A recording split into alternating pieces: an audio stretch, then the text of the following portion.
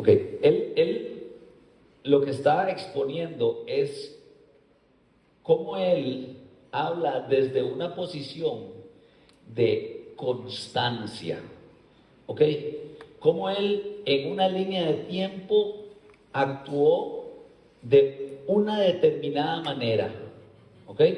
Entonces, Pablo dice, o nosotros sabemos más bien, que hay una prueba o algo que necesitamos ser identificados por alguna característica: misericordioso, honesto, no mentiroso, lo que usted quiera.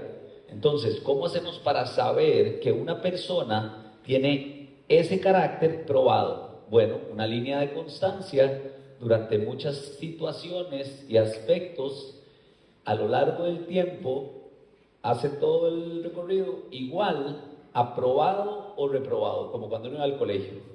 Sacaba buenas notas, pasaba el año. Chespi se quedaba. Era automático. Las notas de mi familia, Chespi. Entonces, eso es lo que Pablo quiere que nosotros veamos. ¿Ok? Él dice, yo de aquí a aquí hice esto. Y él hace algo muy importante. Él no habla de frente a ancianos de la iglesia de Éfeso, o sea, gente que también tenía las mismas características, que entendía que solo por esas características, bajo el estándar bíblico, podía llegar a tener un carácter probado en todas esas características. Eso quiere decir que si Pablo, como dicen por ahí, si hubiera tirado un jeterazo, una mentira para los que no me entienden, los ancianos le hubieran dicho, ¿sabe? Pablo, ¿qué pasó? Eso no es cierto. Usted aquella vez hizo eso y aquella vez hizo eso. Pero nadie, durante todo el texto que leímos, se opone a lo que Pablo está contando. Entonces Pablo va a usar este segmento de la escritura para animar a los ancianos a seguir luchando y a cuidar del rebaño, y como miembros de la iglesia a seguir luchando para que la línea de consistencia nos dé a favor. Seamos en cada aspecto de nuestras vidas con un carácter probado. ¿Probado con qué? De acuerdo a Cristo Jesús y dictado en su palabra. Entonces Pablo hoy nos va a presentar 7 características que dan evidencia de un carácter probado en la persona. Pero Pablo no está hablando de que ya seamos así. Pablo lo que está hablando, o lo que quiere hacer, es ponerse de ejemplo para que todos nosotros y todo el pueblo de Éfeso en ese momento pueda llegar a hacer eso, para que podamos llegar al final de la carrera siendo eso. Yo no estoy hablando, ni Pablo está hablando de perfección. Estamos hablando de un camino, puestos los ojos en el Evangelio de Cristo, para buscar y llegar a ser hombres y mujeres piadosos, con carácter probado. Dice Pablo, desde que llegué hasta ahora, esa es la línea de tiempo, es aproximadamente 3 años. Él asegura haber sido constante. Él asegura haber tenido evidencia de carácter probado. O sea que Pablo todo lo que va a decir, lo va a decir desde esa posición, desde el entendimiento de que él era un hombre probado, probado a la luz de la Escritura, probado por sus hermanos. Y esa es lo que Pablo se dispone a enseñarnos, a cómo necesitamos buscar, disponer nuestros corazones, someter nuestras vidas para llegar a ser esos hombres o mujeres con carácter probado en Cristo. Señor, le doy gracias por su misericordia y su gracia con nosotros. Le pido porque hoy podamos aprender, podamos moldear nuestro corazón por su palabra, que su Espíritu nos guíe, Señor, y podamos entender, Señor, que estamos delante de un Dios bueno, un Dios justo, un Dios fiel, Señor. Le pedimos que tenga misericordia de nosotros, oh Señor. En el nombre de Cristo Jesús oramos. Amén. Cuando hablamos de constancia, cuando hablamos de probar carácter, necesitamos tener algo claro. Eso es un camino de aflicciones y es un camino que probablemente vaya a tener muchos sufrimientos. No es fácil poner o exponerse a ser sometido a probar nuestro carácter, que alguien esté tratando de probar nuestro carácter. Pero es que esa es la única manera en que el mundo va a poder ver evidencia en nosotros de que pertenecemos y que hemos recibido la fe salvadora por medio de nuestro Señor Jesucristo. Cuando el carácter de un creyente es formado en la persona de Jesucristo, nosotros hacemos evidente que la vida nos ha cambiado y ha sido cambiada por el poder y la gracia de nuestro Señor. Pablo inicia con la que quizás sea la característica que más haga tropezar a los creyentes y al mundo en general. Pero ahorita estamos hablando de creyentes. Esta característica es como el propulsor de lo demás. Si usted logra tener dominio propio con esta característica, las demás creo que van a ir encaminadas por una buena línea.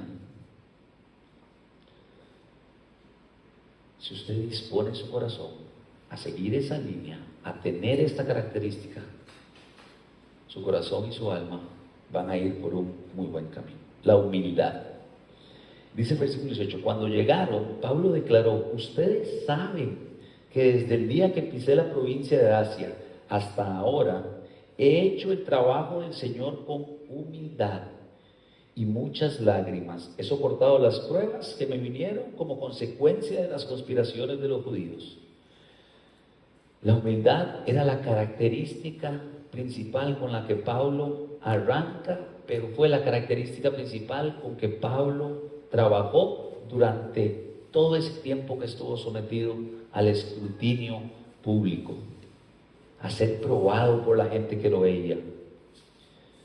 Esa fue la característica que caracterizaba, dicho sea de paso, el trabajo para amar y para servir a aquellos a que el Señor había puesto bajo su enseñanza, los que el Señor le había encomendado.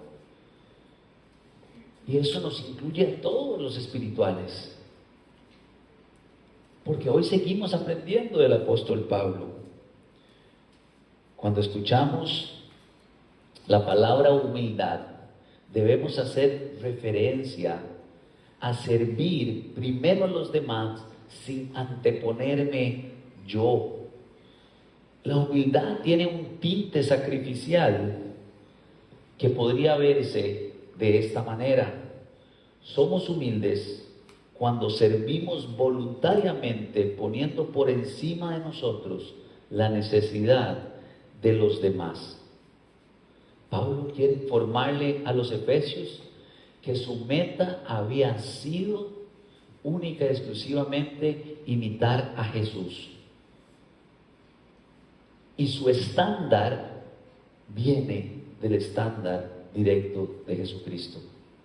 Servir desde la humildad era garantía para Pablo que su servicio sería bendecido y cuidado por Dios. No estamos hablando de los resultados que Pablo iba a tener, sino por practicar humildad para obedecer y someterse, poniendo primero a Dios que sus propias necesidades, que sus propios deseos. El servicio de Pablo no estaba fundamentado en la expectativa que tenía de los que le habían encomendado, de lo que hacía o no Damián, de lo que hacía o no Sandra, de lo que hacía o no Evelyn. Ahí no estaba fundamentado el servicio de Pablo. Más bien se basaba en vivir su vida de servicio en humildad delante de aquel quien había pagado humildemente con su vida en la cruz del Calvario. Hermanos, vivir delante de Dios con humildad genera gozo en la vida del creyente. La humildad genera gozo en la vida del creyente. Pero si lo vemos como lo ve el mundo, el humilde es considerado tonto. El humilde es considerado torpe. El humilde es considerado nada. Pero para Dios, el humilde está lleno de gozo. El humilde está lleno de honra por Dios. Les voy a decir algo, si hay algo, el otro día fui a la casa de Damián, y Damián vive en una casa pues de terreno grande, y entonces a los perros le ponen una cosa aquí porque se van a pelear con los otros perros y se van a... Entonces Damián tiene un control aquí, y cuando él ve el perímetro que está allá saliendo, ¡plum!, le mete un mecatazo al perro, y el perro está aquí, ¿ah? Bueno, esto es lo que hace la humildad en nosotros. Nosotros somos de naturaleza egoístas. Somos de naturaleza egoísta. Vaya a darle un chocolate a Emanuel y dígale que le comparta a las gemelas. No les va a compartir de primera. Cuando ve la paleta, sí. Pero a la primera no les va a compartir porque somos naturaleza egoísta. Pero ¿qué es lo que hace la humildad?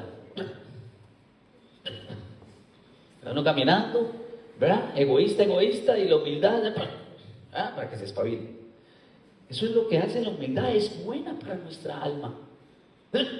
El perro es bueno para el perro, no ir a pelearse con el otro perro más grande.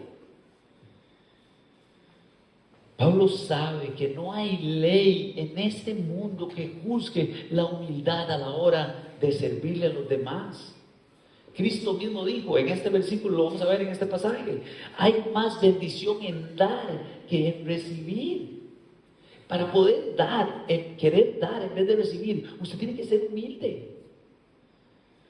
En Mateo 11:29 es la razón, Jesucristo nos llama a tomar su yugo, es decir, a tomar su ejemplo, a vivir como Él es, a irradiar su atributo, ser como Él.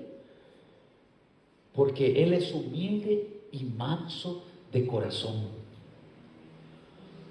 Hay un ejemplo muy palpable en la humildad de Jesús. Muy palpable.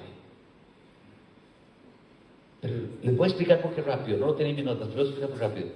Y es en Juan 13:14. Pues sí, Señor. Pues sí, yo, el Señor, el Maestro, el Big Boss, de verdad, el Todopoderoso, he lavado los pies de ustedes.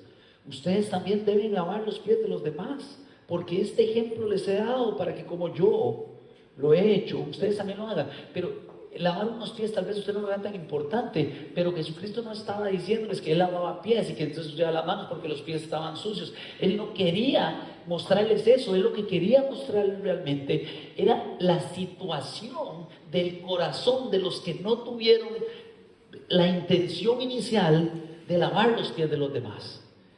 La humildad es un tema del corazón. Hoy los pies, yo he escuchado gente que es que Jesús fue muy humilde porque los pies estaban llenos de caca, en ese momento no habían cercas, el ganado andaba suelto, los caballos, las vacas, no, ese no era el problema de Jesús. El problema de Jesús era el corazón de los discípulos, que no quisieron dar un paso al frente para ser humildes y servirles a los demás. Ese era el problema de Jesús. Hermanos, la humildad es el Evangelio. La humildad es el Evangelio. Cristo, siendo el Rey de Reyes, el Señor de Señores, el Señor Todopoderoso, dejó su trono. Él dejó su trono en el cielo y vino a ser despreciado por usted y por mí, por los suyos. Y finalmente se subió a esa cruz humildemente a pagar la ira que nos correspondía a usted y a mí para que hoy pudiéramos vivir en gozo y con una certeza de que lo veremos muy pronto. La humildad es el Evangelio.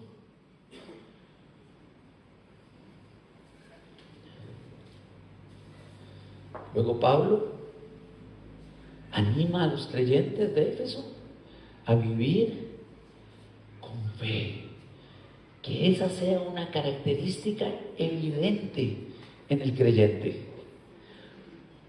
Una vez que fuimos recipientes de la fe, de poder creer, del regalo de poder creer en el Evangelio de Cristo. En Cristo es el Hijo de Dios que dejó su trono, vino, murió por nosotros, nos salvó de nuestros pecados, tomó la ira que nos correspondía y que está en el cielo, vive, reina y muy pronto volverá por nosotros.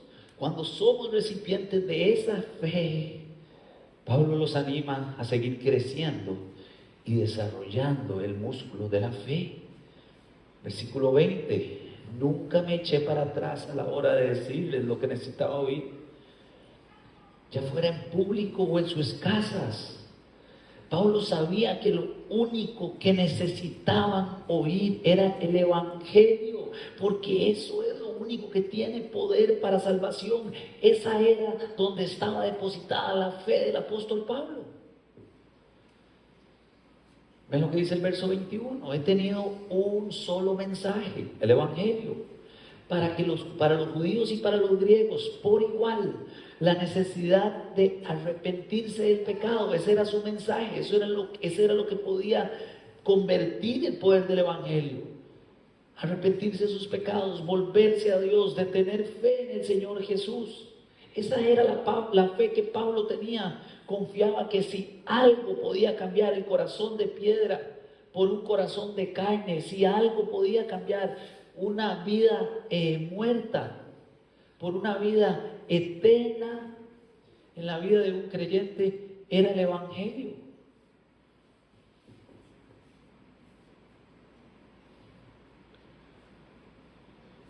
Verso 24: pero mi vida no vale nada para mí, a menos que la use para terminar la tarea que me asignó el Señor Jesús, la tarea de contarles a otros las buenas noticias, de predicarles el Evangelio acerca de la maravillosa gracia de Dios. Pablo confiaba tanto y tenía tanta fe en el poder del Evangelio en la vida del creyente o del hombre, que su vida llegó a perder valor absoluto. No le importaba la vida a Pablo con tal de contarles acerca de las maravillosas gracias de Dios. Vean la fe que tenía Pablo. Él sabía que el poder de Dios podía cambiar vidas. Su vida ya no le importaba, con tal de predicarles a los demás lo que podía cambiar sus vidas. Versículo 25: y ahora sé que ninguno de ustedes a quien les he predicado el reino volverá a verme, y ahora lo encomiendo a Dios y al mensaje de su gracia, que tiene poder para edificarlos y darles una herencia junto con todos los que ha consagrado para sí mismo. Pablo expone dónde está su fe y su confianza. Él estaba lleno de dolor por dejarlos. Él estaba sufriendo por dejarlos, quizá como estoy yo hoy. Pero Pablo sabía que si había algo que cambiaría la vida, o que podía o tenía el poder para cambiar la vida de sus hermanos y los encaminaría día tras día a la meta final de estar con el Señor, era el poder transformador del Evangelio. Más allá del profundo dolor que sentía, sabía que eso no era nada comparado al poder por medio de Jesucristo para moldearnos y sostener nuestros corazones.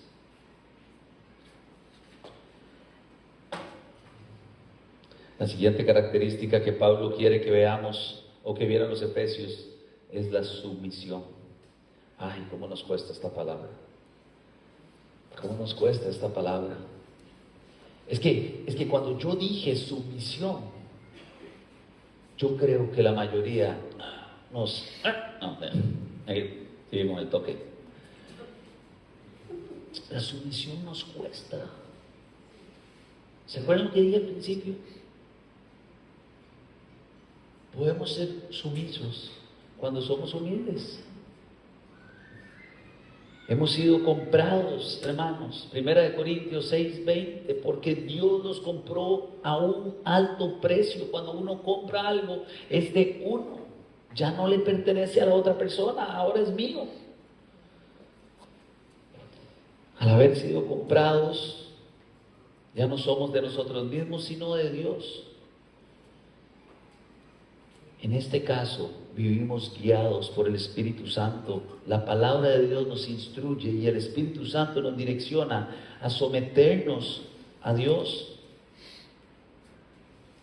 Gálatas 5:16 dice: por eso les digo, dejen que el Espíritu Santo los guíe en la vida. Para que alguien nos pueda guiar en la vida, necesitamos someternos a eso. Y Dios está diciendo: sométanse al Espíritu Santo de Dios, sométanse a la palabra de Dios.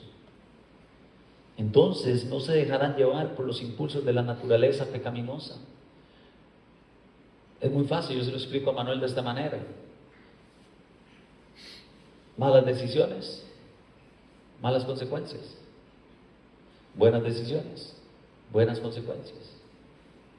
Si nos sometemos a Cristo, buenas decisiones. Si seguimos nuestros deseos pecaminosos, malas consecuencias. Un creyente debe ejercitar día con día esta característica. ¿Ustedes han visto un deportista como ejercita sus músculos? Bueno, eso es lo mismo que el creyente debería hacer, entrenar el vivir sometido a Dios. Y esa fue la máxima de Jesús en Lucas. Vean lo que dice en Lucas 22, versículo 41, se alejó a la distancia como de un tiro de piedra, describiendo la distancia donde estaba. Pero vean lo que pasa, se arrodilló y oró. Jesús se arrodilló y oró: Padre, si quieres, te pido que quites esta copa de sufrimiento de mí. No la quiero, no la quiero. Padre, sin embargo, quiero que se haga tu voluntad y no la mía. Jesucristo, aún siendo Dios, necesitaba estar sometido al plan divino del Dios Padre. Pablo copia el modelo exacto en esta declaración. Versículo 22. Ahora estoy obligado por el Espíritu Santo a ir a Jerusalén. Él no quería ir a Jerusalén, él iba a ir a visitar a los Éfesos, a pasar un tiempo con ellos. Pero él dice: ahora estoy obligado por el Espíritu Santo para ir a Jerusalén. No sé lo que me espera allí, solo sé que el Espíritu me dice que en ciudad donde yo vaya, vienen piedras, vienen cárcel, viene sufrimiento, viene todo lo malo. Y algo que debemos de entender como creyentes es que no es lo mismo vivir sometido o vivir vidas en obediencia que a obedecer una orden. Son dos cosas completamente diferentes. Sumisión es diferente a la obediencia. La palabra es upakoe, upa debajo, koe escuchar. Me pongo debajo y escucho. Me pongo debajo de y escucho. Sumisión, ceder voluntariamente a la voluntad de otro. Cedo voluntariamente a la voluntad del otro. Obediencia, cumplir con los mandatos del otro. Es más fácil. Sumisión es una actividad interna del corazón. Obediencia es un acto externo de conformarse a un mandato. Hago lo que me dice y ya está. No es lo mismo que yo le diga a Manuel, tienda la cama por favor, y él diga: sí papi, qué gozo someterme y tender la cama. Aquí yo le diga a Manuel: tienda la cama. Él la va a atender. Él la va a atender. Pero ven la diferencia de un corazón. ¿Ven la diferencia entre un corazón obediente y un corazón sometido? En la sumisión es allí donde se promueve que construyamos o que practiquemos el dominio propio. La obediencia no. Es obligación y punto. Y esto es lo que mueve a Pablo. Practicando constantemente su vida de sumisión al Señor, ahora ha desarrollado un dominio propio. Él estaba probado en ese sentido. El dominio propio es importante porque nos ayuda en aquellos momentos tensos. Entonces, si nosotros tenemos dominio propio para someternos en los momentos tensos, en los momentos de aflicción, en los momentos de angustia, si nosotros no logramos someter a Dios, en ese momento, ahí van a salir a relucir nuestras convicciones bíblicas. En la obediencia no. Estoy hablando en la obediencia de mandatos. Ven el versículo 23. Solo que el Espíritu Santo me dice que de ciudad en ciudad me van a esperar cárcel y sufrimiento. Era tanto el deseo que el apóstol tenía de someterse a Dios, en este caso por medio del Espíritu Santo, que aunque sabía que se le venía lo más doloroso, lo más trágico, lo más que le podía generar aflicción, algo que nadie de nosotros desea, él sabía que ese era el mejor lugar para estar. Porque si el Señor le había dicho, era bueno para él y para su alma someterse. Era el mejor lugar donde su alma podía descansar. Hay un dicho que dice, al que buen árbol se arrima, buena sombra tiene. Eso lo decía mi abuela. Pablo sabía, así como lo sabía el salmista en el Salmo 91, que el que habita en el abrigo del Altísimo descansará a la sombra del Todopoderoso. Usted se somete a la sombra del Altísimo, va a vivir bajo el cuidado del Todopoderoso. Quizá ni Pablo, ni yo, ni usted tengamos como Jesucristo que cargar el pecado del mundo.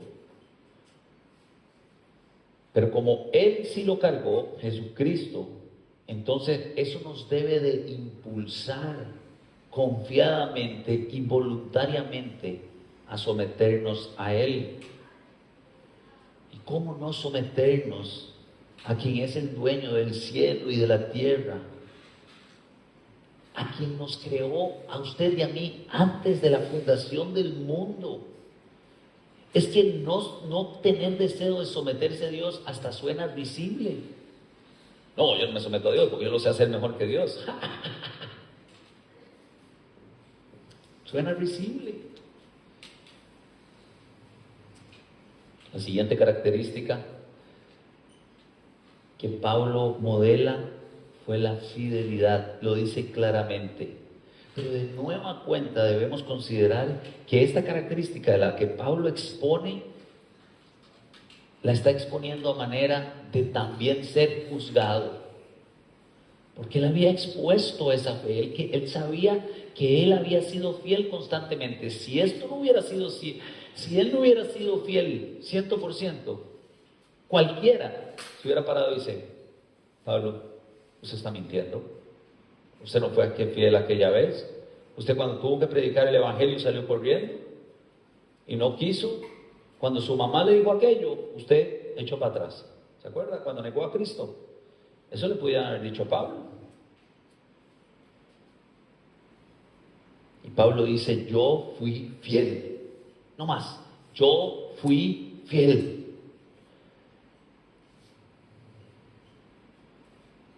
Declaro hoy que he sido fiel. Si alguien sufre la muerte eterna, no será mi culpa. Hasta ahí llega Pablo, hasta él garantiza ser fiel aún poniendo la vida de personas, porque su fidelidad era predicar el evangelio, y el evangelio es por el oír la palabra de Dios. El evangelio es que viene la fe.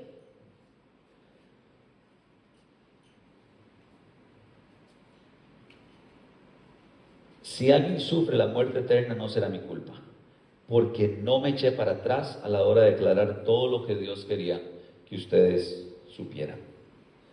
Ahora Pablo se lava las manos, recordando que su trabajo no estaba esperanzado en sus propias expectativas. Pablo sabía que ser fiel era no echarse para atrás, era no temerle al hombre, era vivir sometido, era vivir en humildad, era tener fe. Pablo sabía que no iba a ser popular cuando predicaba el Evangelio. El Evangelio no es de agrado popular. Alguien que no es creyente no quiere oír el Evangelio. La pasa mal cuando le están predicando el Evangelio.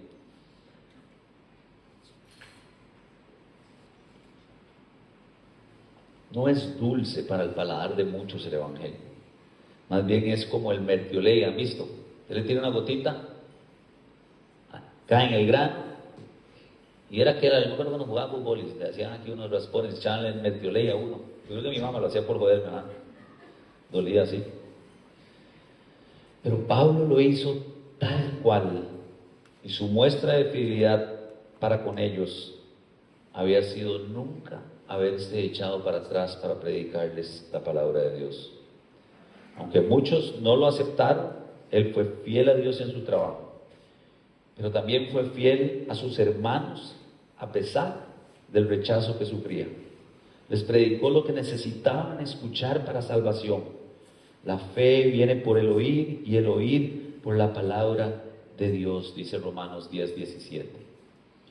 Esta característica, de nueva cuenta, es el Evangelio. Vean, Dios fue y es fiel a su promesa de gloria eterna al pecador redimido, ¿cierto? Sigue siendo fiel. Cristo, fiel al Padre para llevar a cabo su plan, sigue siendo fiel, fue fiel. Cristo, fiel a nosotros para terminar la obra de salvación que comenzó en el Calvario, sigue trabajando en nosotros por medio del Espíritu Santo. Pablo fue fiel con Dios y también a los que le predicó les fue fiel. Y ahora es una característica que usted y yo debemos desarrollar, ser fieles al Señor sin temor a predicar las buenas noticias de la gracia, y fiel a nuestros hermanos para poder animarlos y que sigan creciendo buscando vidas de piedad. La siguiente característica, penúltima,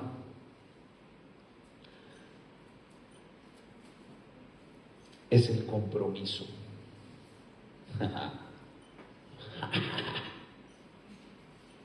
Aquí es donde la chancha, ¿me sigue? Torció el rabo, como el chancho que nos vamos a comer ahorita. Aquí es donde la chancha torció el rabo, o también donde la mula botó a Genaro. Pobre Genaro, ¿cuántas veces habrá caído? Hermanos, escuchen que yo voy a decir. Escuchen que yo voy a decir. Grábese algo y lléveselo de aquí hasta el día que usted se muera. Usted y yo odiamos el compromiso. Lo odiamos, el compromiso. Eso pasó en el huerto del Edén, no es algo que me estoy inventando. El esposo odia el compromiso de liderar amorosamente a su esposa. Natural, nadie le enseñó eso. A mí nadie me enseñó. Yo tengo que luchar con eso todos los días, por ser un líder amoroso con mi esposa. La esposa odia su compromiso de ser esa ayuda idónea y someterse a ese líder amoroso. Lo quiero aclarar. No al dictador de la casa que sienta en el sillón a pedir una cerveza. Al líder amoroso. Pero la mujer odia eso. Odia al líder amoroso. Le odia someterse a él. Los hermanos odian el compromiso con Dios. Odian el compromiso de cuidar a la esposa de Cristo. 773. Odian. Me acordé del número, ¿vieron? Yo sabía que me iba a pasar. Lo tenía claro. Me desconcentré. Odiamos cuidar a la esposa de Cristo, la iglesia. ¿No queremos? No, conmigo eso no. No, vea, a las 5 de la mañana que se levante Chespi, que venga con Justin, que haga el chancho, que cocine el chancho, que haga el otro, que predique, que prepare el chancho. No hay compromiso, porque si no, No hubiera estado aquí Álvaro de la mañana, ordenando sillas, tocando guitarra, poniendo lo otro. Y necesitamos compromiso de todos, porque la iglesia la cuidamos todos. Pero no lo tenemos. Y ese es el llamado vehemente del apóstol Pablo. Entonces, verso 28, cuídense a sí mismos. Empecemos por ahí. Todas las demás características, aplíquenlas. Cuídense ustedes mismos. ¿Ok? Y cuiden al pueblo de Dios. Alimenten, pastoren al rebaño de Dios. Su iglesia comprada con su propia sangre. Eso es lo que necesitamos cuidar.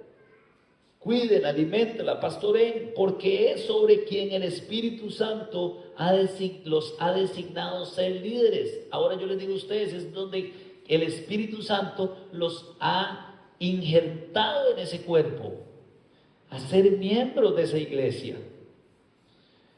Les pide desarrollar esta característica de compromiso porque sabe lo que se viene, porque sabe que la vida de iglesia no es fácil.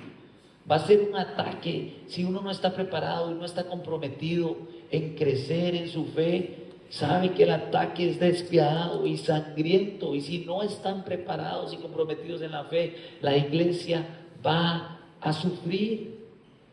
Sé que después de mi salida, dice el versículo 29, vendrán en medio de ustedes falsos maestros como lobos rapaces y no perdonarán al rebaño. Incluso algunos hombres de su mismo grupo se levantarán y distorsionarán la verdad para poder juntar seguidores, para hacerse famosos, para hacerse populares. No, pues Álvaro, carajillo, ese chepeño, Pipi, no, yo sé más que él, yo soy más playazuleño, él sepa. Barito, mates a mí, barito. Porque quiere lo otro, porque no hay compromiso, no hay sometimiento, no hay humildad. Si una iglesia como la de Éfeso o la nuestra no está comprometida a crecer, a madurar en la fe por medio de su palabra, hermanos, será presa muy fácil. Será presa fácil para los engañadores y los falsos maestros. En nuestro contexto seremos presa fácil para los chismosos, para los mentirosos, para los calumniadores, presa fácil para Facebook, para TikTok, para la doctora Polo, para la Rosa de Guadalupe, y esos son los falsos maestros de los tiempos de hoy. En nuestro contexto seremos presas fáciles a todas estas cosas, y el llamado del viejo apóstol era que cada uno tomara compromiso por ejercitar a diario su propia fe. Y eso solo lo tenemos si nos comprometemos con nosotros mismos y con el Señor a estar sometidos bajo las Escrituras. Estar fortalecidos en el Señor hasta que podamos seguir avanzando como un pelotón que ha puesto los ojos en la meta que tiene por delante, los ojos puestos en Jesucristo, que es el autor, el consumador de esa fe. Y Pablo dice, cuidado, Éfesos, cuidado, playazuleños, cuidado. Se tapan los oídos. Cuidado, ojo, con no comprometerse a creer y a cuidar el cuerpo al que se te injertó por gracia. Ojo, cuidado. Termina el apóstol diciendo, recuerden los 3 años que pasé con ustedes, de día, de noche, mi constante atención y cuidado, así como muchas lágrimas por cada uno de ustedes. Y Pablo de nuevo les modela lo que no queremos ver. El compromiso seguramente nos causará dolor, desgaste y alguna que otra lágrima. Pablo veía esta característica de suma importancia. Si es que ellos y si es que nosotros queremos terminar la buena batalla de la fe, podemos, debemos y necesitamos vivir vidas comprometidas al Señor, porque Cristo, y esta es la razón única, porque Cristo comprometió la suya en el Calvario para morir por sus pecados, por mis pecados, por los pecados del mundo.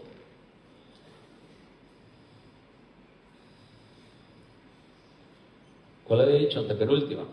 Vamos a la penúltima. Rápido yo hago.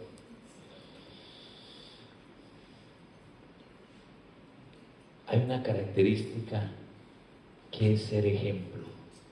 Y Pablo aquí les estaba mostrando un buen ejemplo de generosidad y de trabajo duro. Eso es casi una mala palabra hoy en día, ¿verdad? Trabajar duro. Cada día queremos trabajar menos. Pero eso será otro sermón. Definitivamente esta característica es una que necesitamos construir día a día, paso a paso. Y la barrera número uno para la generosidad y el trabajo y poder ser ejemplo de eso es el egoísmo de nueva cuenta. Naturalmente no somos generosos, naturalmente no trabajamos para cubrir las necesidades del vecino, naturalmente no vamos camino al trabajo pensando qué ganas de trabajar más para que Oscar se pueda preparar y haya plata en la iglesia para que Oscar pueda ir a la universidad y se prepare en el seminario y Davidcillo y Moncho y Danielillo se vayan a Estados Unidos a estudiar para que después vengan a pastorearnos. Nosotros no vamos al trabajo pensando eso. ¿O qué ganas de dar el 30% de mi salario para que otros puedan conocer las noticias maravillosas de la gracia de Dios que yo recibí por la generosidad que otros sí tuvo conmigo? No vamos pensando eso. Tampoco estoy pidiéndoles plata, para que quede claro. Los que me conocen saben que no es esa mi intención, es un asunto del corazón. Y como digo siempre, nadie aún ha llegado a mi casa a reclamar, a ponerse chiva conmigo. ¿Pero por qué el 10%? Porque eso es más o menos lo que uno puede hacer. No, ¿por qué el 10%? Pero bueno, pues no te pongas chiva. Pareces a Damián, ¿sabe? Justin, tranquilo. Sí, es que yo quiero dar el 30, el 18, el 22. ¿Por qué tengo que dar el 10? Eso no ha pasado. Eso no va a pasar. Porque no somos generosos. No es nuestra naturaleza ser generosos. Somos egoístas de naturaleza. Y el apóstol de nueva cuenta se expone a un juicio ahí mismo público de su testimonio y dice: yo nunca he codiciado la plata, ni el oro, ni la ropa de nadie. ¿Ustedes saben qué quiere decir nunca? Nunca, no lo hizo. Qué gato, ¿verdad? Lo primero que pone en juicio público es que no ha codiciado lo de los demás y los reta a desmentirlo. Pablo tenía claro que su testimonio le daba la posibilidad de decir lo que 1 Corintios 11, 1 y 2 dice: sean imitadores de mí, y aquí está la clave, como yo lo soy de Cristo. Y eso Pablo no lo dijo por orgulloso, eso lo dijo para que se pudieran fijar en él y de la manera que él imitaba a su Señor, de la manera que él vivía una vida donde el eje central del trabajo y de la generosidad y del deseo de ejemplar era Cristo. Verso 34, ustedes saben que mis dos manos han trabajado para satisfacer mis propias necesidades e incluso las de los que estuvieron conmigo. Pablo tenía claro el concepto de generosidad.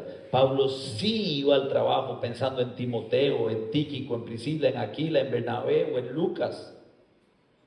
Y he sido ejemplo constante de cómo pueden ayudar con trabajo y esfuerzo a los que están en necesidad. Deben recordar las palabras del Señor Jesús: hay más bendición en dar que en recibir. Pablo ahora se mete aún más profundo, pone a juicio público su ejemplo de trabajo y generosidad, pero lo hace bajo el estándar de Cristo y repite sus propias palabras, las palabras de Cristo, que no son poca cosa. Ahora, quizá Pablo no pudo haber sido generoso con todos, ¿ok? No lo dice por ningún lado. Pablo probablemente no fue generoso con todos, pero sí modeló cómo hacerlo, cómo ser generoso.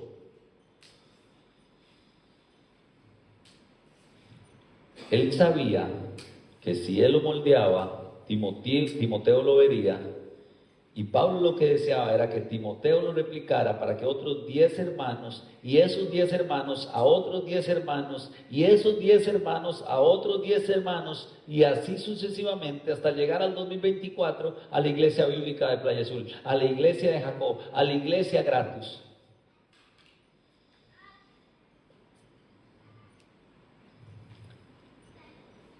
Pablo de fijo se murió deseando que nuestra iglesia fuera una iglesia generosa, que usted y yo desarrolláramos y ejemplificáramos la generosidad y el trabajo duro. Y aquí no hay escapatoria, lamentablemente, mis queridos hermanos, esto es el Evangelio. La generosidad es el Evangelio. Dios nos dio su mejor dádiva, su mejor 100%, su Hijo unigénito, a su Hijo Cristo Jesús, para el beneficio suyo y mío, sin ganar absolutamente nada más que la muerte. Y ese es el estándar que queremos tener. Luchar por conseguir que cada día que nos levantemos a trabajar, podamos moldear generosidad. Si usted no trabaja, pues siga el mismo estándar para que empiece a trabajar mañana mismo y empiece a moldear y ser ejemplo de generosidad. De otra manera, ¿cómo vamos a mostrarlo?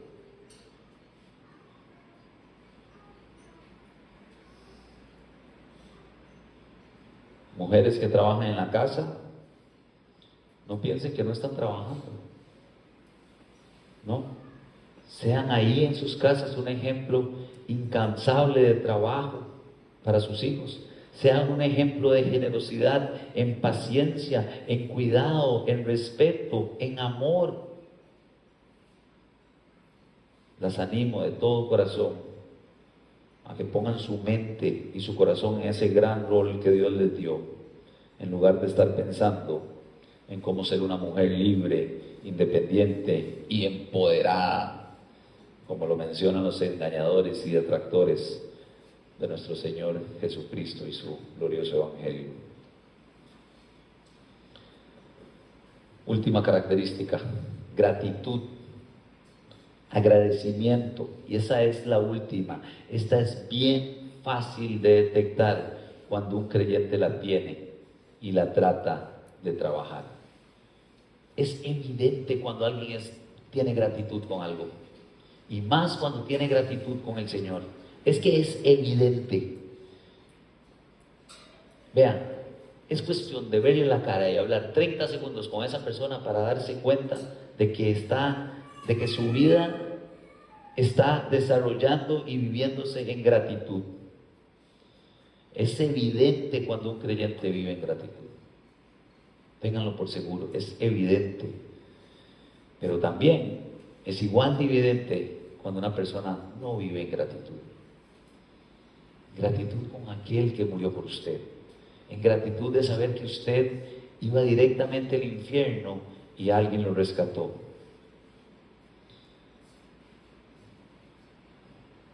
Se ve que no es una gratitud, aunque pareciera que viene el Espíritu Santo, es una muy forzada. Se nota leguas. Vean el versículo 36. Pablo, cuando terminó de hablar, se arrodilló y oró con ellos. Todos lo lloraban mientras lo abrazaban y le daban besos de despedida. Estaban tristes principalmente por lo que les había dicho, que nunca más volvería a verlos. Luego los acompañaron hasta el barco y lo despidieron. La escena nos muestra gratitud. Hubo llanto, lágrimas, pero hubo besos y abrazos de gratitud. Esas eran las muestras de cariño que le estaban dando. Estaban dejando ahí a ese hombre ejemplo del cual les he hablado en los últimos 50 minutos. Lo estaban dejando irse. Ese hombre que los había cuidado hasta arriesgar su propia vida. Estaban viendo irse a quien incansablemente los había instruido y protegido vez tras vez. Pero su corazón, aún ahí, estaba con gratitud. Y la razón era porque entendía que se iba en obediencia al Espíritu Santo, en sometimiento a Dios. Y él se iba a predicar la gracia de Dios donde el Espíritu Santo lo enviara, sin importar las circunstancias. Era también en eso un ejemplo modelado por el apóstol Pablo. Hasta el último minuto, hasta que se lo llevaron al barco, lo dejaron por última vez. Y el apóstol fue ejemplo.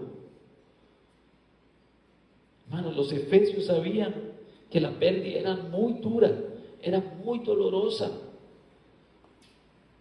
En su parte humana ellos estaban dolidos, pero también sabían que había alguien por encima de Pablo, a quien ellos necesitaban seguir sirviendo, a quien ellos debían de seguir modelando, de seguir. Uno que nunca los dejaría.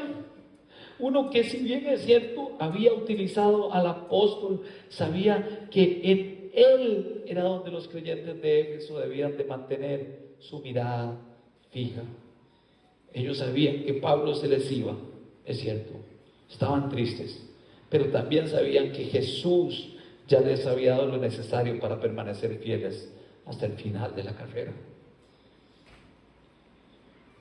Hermanos, es por la muerte de Cristo y su resurrección, es por su promesa en la gloria eterna que deseamos y anhelamos vivir vidas en gratitud, porque Él y solo Él es bueno, porque Él y solo Él es justo, solo Él es fiel. Y Él es suficiente para el cuidado de nuestras almas. Y yo hoy solo quiero animarlos, como lo hice desde el sábado aquel de junio del 2010, a aún luchar, a seguir luchando. No importa si están frente a buenas o malas circunstancias. Luchen por ser hombres y mujeres piadosas que no se cansan de buscar humildad, en humildad el reino de Dios y su justicia. Quiero animarlos a preservar sus vidas de fe hasta el final. Ánimo a estar más tiempo delante de Dios. Ánimo a no vivir vidas temerosas del qué dirán, vidas centradas en Cristo y sus bondades.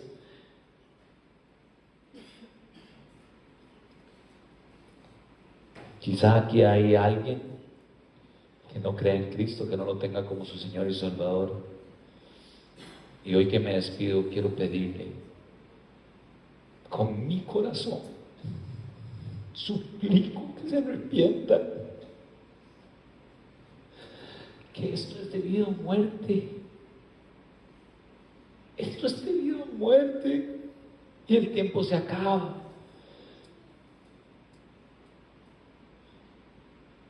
Y hoy, si se arrepiente, su destino puede cambiar de fuego eterno donde nunca se apagará y estar en la ausencia de Dios, a vivir vidas delante, celebrando su gloria eternamente en los cielos. Arrepiéntete, sé humilde al Señor que te formó, sé humilde al Señor que te creó, que Él mismo te salvó, que murió por ti, para que tengas una opción de Salvador, de salvación. Hermanos, Cristo y su Evangelio son suficientes. No necesitamos absolutamente nada más. Señor, gracias por su misericordia y su gracia con nosotros. Gracias porque sabemos que usted es suficiente. Gracias porque el Evangelio no es centrado en hombres, aunque egoístamente queremos centrarlo en nosotros. Señor, el Evangelio es acerca de usted y de la gloriosa obra de gracia, de misericordia que tuvo con nosotros por medio de su Hijo Jesucristo. Señor, ten misericordia de nosotros. En tu nombre, Señor, es que oramos, en tu nombre es que te pedimos, Señor, que cuides esta iglesia, como lo has hecho por los últimos 14 años, Señor. Hoy te pedimos, Señor, que ningún corazón se endurezca en contra de su pastor y de sus líderes, Señor.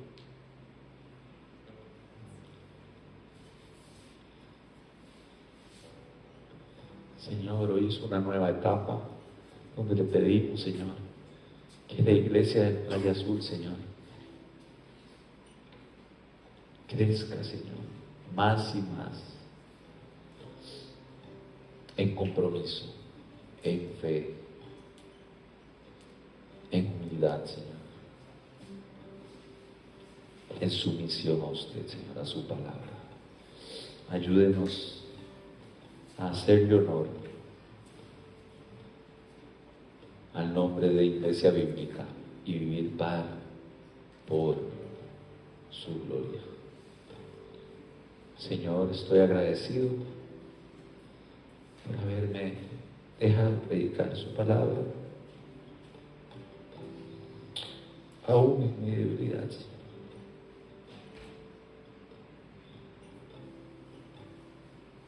Gracias, porque sé que es ahí, aunque me duela, donde usted se glorifica. A usted sea toda la gloria. Hoy, mañana y siempre, Señor, y por los siglos de los siglos.